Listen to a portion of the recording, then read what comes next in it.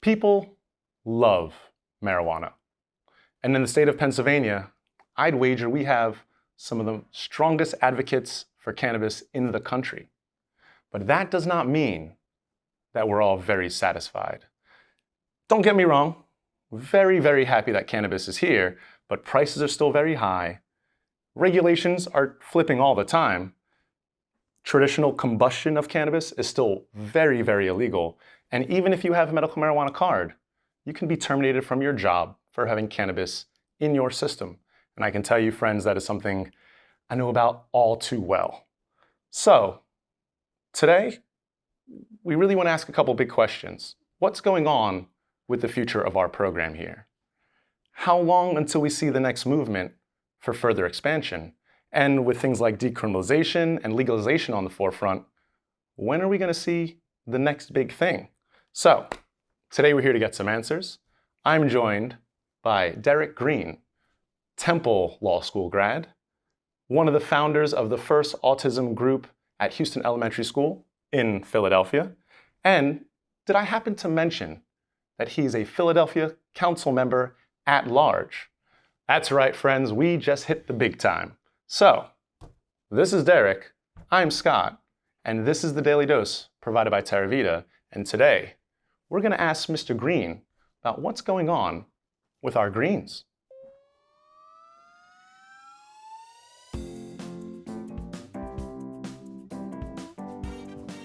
Well, thank you for joining me, everybody, and please remember to like, share, and subscribe. I think below one of us there's a notifications bell if you want to hit that. Make sure you can see when we bring out fresh content. But first off, thanks for joining me today, Derek. I appreciate you making the time. Thank you, Scott. Appreciate it. It's a pleasure to be with you today. Awesome to have finally people live on the show. Exactly, right. With all the regulations, everything Zoom calls for most people, Yes, right? yes. We've come a long way from WebEx and Skype and Zoom, and three-dimensional is better than two-dimensional. Absolutely. So when I was looking a little bit into your background, I mean, the list was thick. I can see that you've been involved community-wise for a while. You have massive amounts of accreditations, President's Outstanding Community Leader Award, Community College of Philadelphia gave you a Distinguished Leadership Award. I mean, just alumni distinguishing outstanding service. You seem to be a man who's been involved in the community for many, many years. So with all that, and knowing that you're also in politics, what makes you so passionate for us cannabis users? Why cannabis? Well, it's somewhat interesting. I guess from my perspective, and I come from a farming background. My grandfather purchased our family farm in 1943 outside of Greenville, North Carolina. We still grow corn and cotton. We stopped growing tobacco back in the early 90s. Mm-hmm. So I've had a farming background and always had a close connection to nature and farming. And then more recently, before I came into City Council, I was a board chair of a senior center in Germantown. And some of our members were talking with other friends around the country, and they were talking about CBD oils they were using as a salve and as a way to deal with pain and ailments. And I kind of piqued my interest. And so I started learning more and more about the industry, and then also learned some more about some of the historical dynamics of where we are now. Mm-hmm. And I continue to progress. And then I've been very involved in the autism community as an advocate, not only here in the greater Philadelphia region, but also around the country, really helping to promote self-advocacy. And some of the families and individuals I came in contact and got to know over the years also were starting to talk about the benefits of cannabis. And so that kind of really continued to tweak my interest. And then as Pennsylvania moved into medical cannabis, I was active in trying to support that here in Philadelphia through my work in City Council. Oh, I think I found video from back in the 20-teens of you speaking. It's kind of interesting. The first thing I found from you was talking about when decriminalization first happened with the city. And it's kind of funny because it was October 2nd of 2014, which was actually my 30th birthday. So thank you. Okay. Beautiful birthday gift from Nutter and all folks involved. And that was decriminalizing small amounts of marijuana in Philadelphia. But we know the whole state hasn't necessarily married in the same idea. And then I saw recently you actually proposed another litigation for the city that I think passed. Tell us a little bit about that, if you could. Well, I mean, from my perspective, and the reason why I think decriminalization was so important, because I also was a former assistant district attorney, and I see the amount of resources we spend on low-level offenses like cannabis, and so we've got to really use our resources in a better way to address more of the more violent crime issues and concerns that really cause problems in our city. More recently, we introduced and passed legislation to not allow cannabis as part of a pre-employment testing. And to me, it really didn't make sense when, if you are someone that's dealing with some type of pain management issue or concern, and you received a recommendation from your physician for the medical cannabis card. Actual medicine, right? Actual medicine and actual treatment for your pain as recommended by a physician, which is allowed by the Commonwealth of Pennsylvania. But also, if you're looking for a job, that can be used against you from pre-employment testing.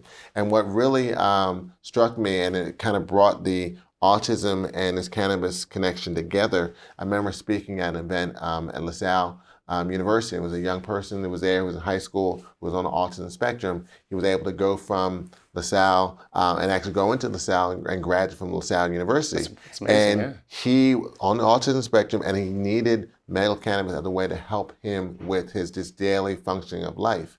But as he was applying for various jobs, he was denied employment based on times when he informed the employer, listen, I have a recommendation for this medication that helps me with my learning difference, as I call it, as autism, and as well as times when he didn't disclose that. But multiple times he was just trying to get employment, and he was denied employment because of the pre-treatment testing for cannabis, pre-employment testing for cannabis. Right. And so it really, to me, was something that we're allowing you to have this type of treatment to deal with an ailment that you're dealing with, but also we're using the fact that you're using this medication as a way of screening you and not allowing you to get employed. Just, to me, this did not make sense, and really an imbalance, especially for those who are coming from the autism community or other communities who are really trying to just find a better quality of life, and they're getting to that by using medical cannabis. It's almost like two things happening, because cannabis is there creating the potential for benefit and quality of treatment and life being returned.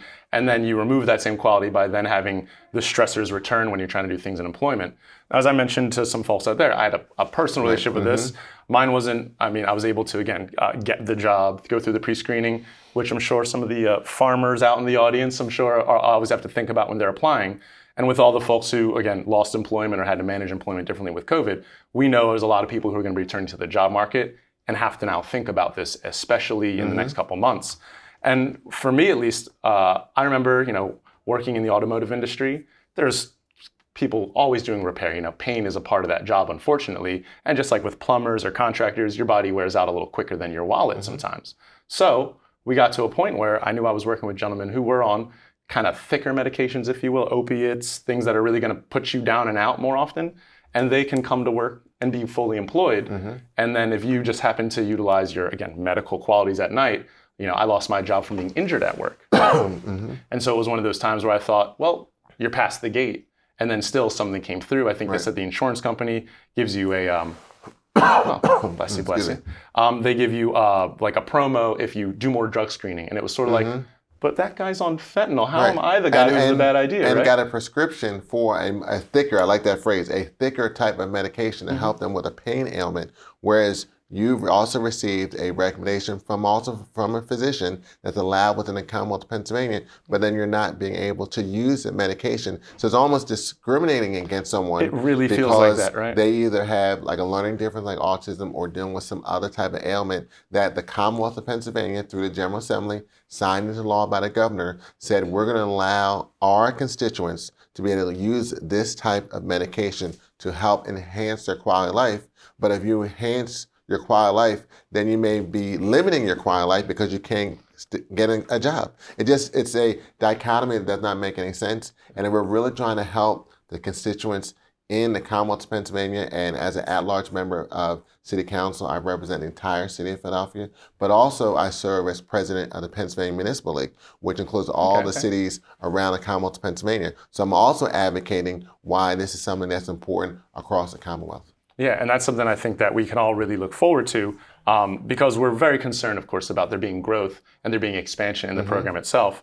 Now, thinking about those sorts of things, right before we started recording, you mentioned something to me about kind of the next thing that we might see as far as moving some of our sort of cannabis rights, as I like to call them, in through the state. If we're thinking legalization, if we're thinking potentially a recreational market, Tom Wolf, we know, has been championing a lot of those ideas. 56% of the state seemed to vote and think that was the way to go in 2017. What does it look like to get the next couple steps done from a political standpoint?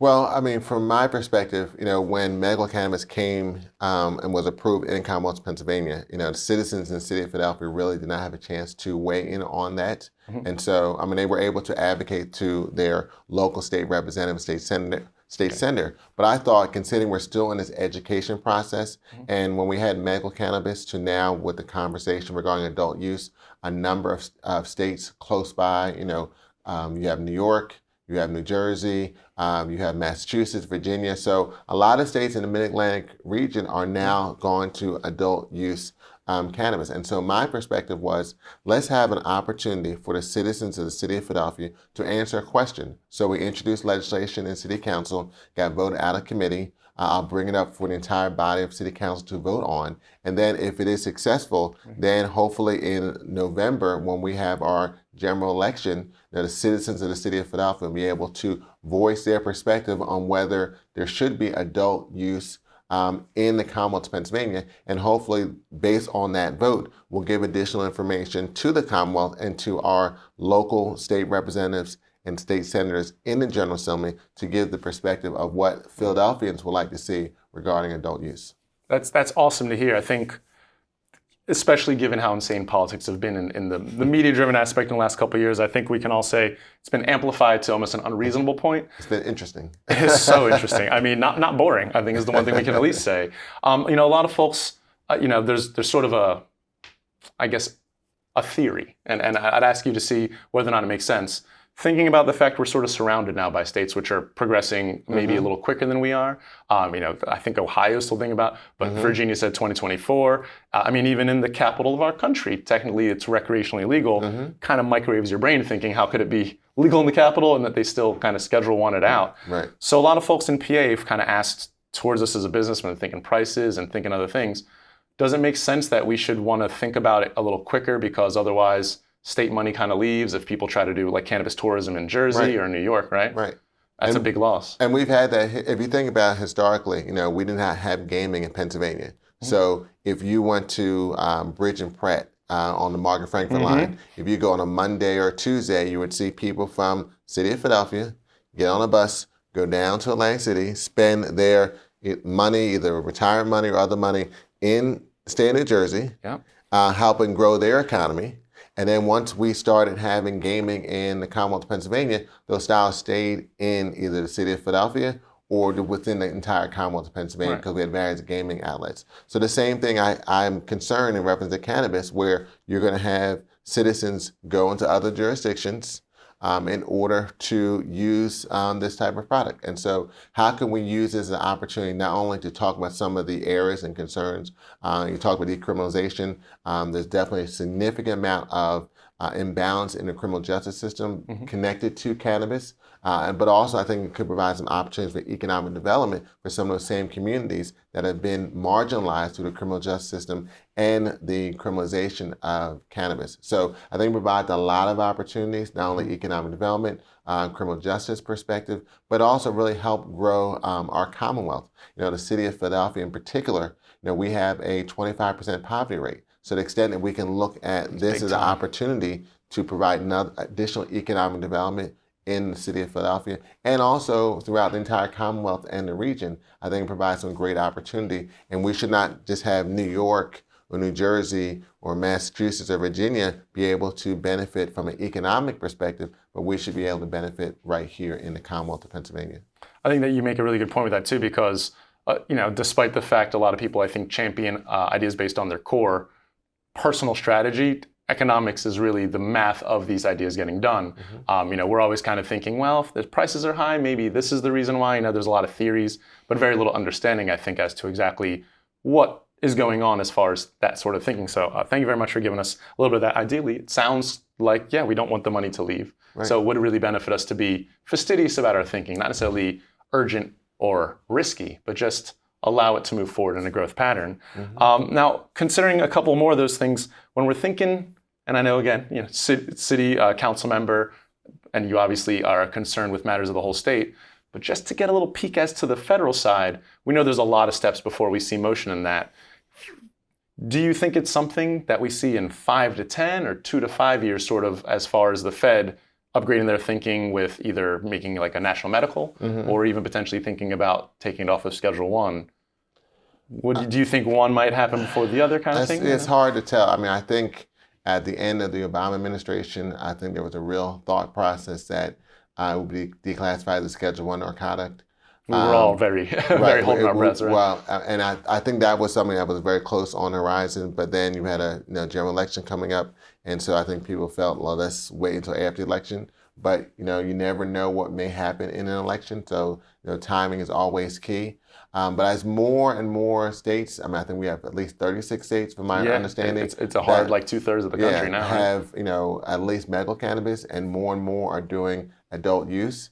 And when you think about the challenges for any business like this business to operate when it's a Schedule 1 narcotic in reference to banking and other issues, and just legal issues. If someone, if you're trying to create a pension opportunity for people who work at cannabis dispensaries and other companies who are in this industry, labor issues, a whole host of federal protections that are not available because it's still a Schedule 1 narcotic. And I think we have to get to a point of maturity regarding this product, and that so many people are using it and are going to even more. I mean, every day I keep hearing about another CBD or related product, and I just continue to help educate the general public about cannabis. And I think it's at a point that it's almost going to demand that attention at the federal level for it to be declassified as a Schedule 1 narcotic. I like that. So just to kind of wrap up a little bit from it, as we're talking about a lot of these heavier thoughts, one thing that we also noticed, given national versus local side, is the involvement politically of individuals. Now, in our company, we started a nonprofit way early on called Valid Victim for the War on Drugs. It's one of the things we're sort of doing in a combined effort with this video. And it was, I feel like, in a very diet version, trying to accomplish things that you've been really fighting for years in the system, which is trying to create better communal outreach, better relationships, because it seems that that's really the basis of our health in there. So knowing that a lot of folks know November 3rd, they're going to vote for the president every time. The other elections, we did a huge campaign recently trying to let people know, like, you had to go out about 2 Tuesdays ago to really do some work too. Anything that you can let people know as far as the importance of local politics, knowing that that's really where you're especially involved, and the changes, I think everybody thinks the governor is going to do it all. So what would you speak to that as far as those out there who might not be thinking? Well, I mean, I think every election is important. I mean, I mentioned my grandfather, and he was someone who, unfortunately, I never got a chance to meet, but he only wore a suit 2 times, to go to church and to vote. And so when you think about that franchise of voting and how important it is, especially now when there's been a lot of recent legislation at states to make it more challenging to exercise that franchise to vote, it's so important. And so the perspective of, we just had an election not that long ago where we elected in the Democratic and Republican primary judges at the municipal court in Philadelphia, the common pleas court, as well as the Superior and Commonwealth and Supreme Court. So these are very important decisions and people in important decision-making positions that can impact you in your everyday life. And so it's important to be focusing on every election, because almost every election there's an opportunity to vote for someone that may impact your issue or your concern. So in November, we'll have a general election. It'll be based on, in Philadelphia, district attorney, our city controller, those judges I just mentioned, but also that ballot question that I talked about will be on the ballot. So for some people saying, hey, I voted in a presidential election, that's great. If, well, you're an activist in this community and you're like, well, I got to support the president. Yeah, whichever one wants to do it as a president. Right, because they think, well, that's important. But, a year later, here's an opportunity to vote on an issue that's directly related to some of the advocacy that you may be doing in this space, in this industry. That's why every election is important, and also taking the advocacy that people in this industry have regarding this issue and asking elected officials. In 2022, we're going to have all of our state representatives up for election. Half the state senators will be up for election. And so when we talk about adult use, those are the people who are going to be making that decision on adult use at the state level. In addition, we'll be electing a new governor in 2022. The governor, he or maybe in the future she, will have a role in making sure that legislation, if it is passed, to sign into law. And also we're going to be voting for members of Congress. So you'll be voting for all the members of the House of Representatives and for senators. And in Pennsylvania, we'll be voting for a new senator as well. So here's an opportunity in 2022 to vote at the federal and state level to advance this issue forward. And then this fall, there's an opportunity to advance this issue forward right here in the city of Philadelphia. So I would say almost every election is important to be engaged and use as an opportunity to ask those people who are running for office, what's their position on some of these issues that people have concerns about. Yeah, and you make a really good point. Myself included, recently I ran into a registration issue with my automobile, and you immediately realize there's a judge. And that general individual is being elected in or voted in a way where, oh, maybe had I opened up that letter, I would have realized that this is people I actually interact with. They really do determine the quality of life we have on a day-to-day basis versus only the federal level where it seems to be bigger decision making. Now, thinking of that especially and the fact that local is so important, I know something that I saw on your website when I was looking into your background a bit. You had something called the Vision for Philadelphia. And I'm a West Oak Lane boy, born and raised, not the other West Side, but I always think about the city. I moved out to the burbs a little more recently, but you always care about, especially as you said, Caroline and your family. For me, being West Oak Lane, what is your vision for Philadelphia? What does that encompass as far as the future? I mean, for me, my vision for the city of Philadelphia is a location where people can raise their family, regardless if you have a physical learning difference like autism or other challenges, where you can enjoy the entire city from an education perspective. If you want to start a business and have a business that can grow and thrive, and we provide the opportunities for you to do that, or if you want to work for someone in the city of Philadelphia, and if you have an ailment that you're dealing with, like that learning difference of autism or other challenges, you can get employed and not worry about the fact that if you use medical cannabis, you will be discriminated against. So I think for me, my vision for the city of Philadelphia is a city that we continue to grow and prosper among all of ourselves, and we have the best type of city that we can have by helping one another. I love that. I don't think there's much more we can say on our great city of Philly. So for everybody out there, if you're thinking in the future about the future of cannabis rights and advocacy, you might just want to think green in the future to make sure that we can all upgrade. Quite a coincidence. It's just a strange way that today is set up, and I did not really plan this shirt. It's just what's clean on the day. So in that, please, by all means, check out some more of our local political information. It really is where advocacy starts and really matters the most. And similar to Derek Green and all the things that he's been really fighting for in our state and in our local level, also be sure to check out Vowed, our nonprofit, where we're trying to do similar things. Again, it's about the community. So what effort wouldn't be appreciated really at this level? That is all I have for you today. So thanks once again for joining me. Thank you, Scott. It's been an absolute pleasure to see you in the flesh for once as well. and you'll be able to see him in the future as we see some of these other laws and bills sort of progressing. You really got to keep your thumb on what's going on. Once again, please feel free to let us know how we're doing. Let us know if there's any topics you want to see. And until next time, this was Scott and Derek letting you know about exactly what the future holds. I hope you all stay safe and get medicated. Have a good one.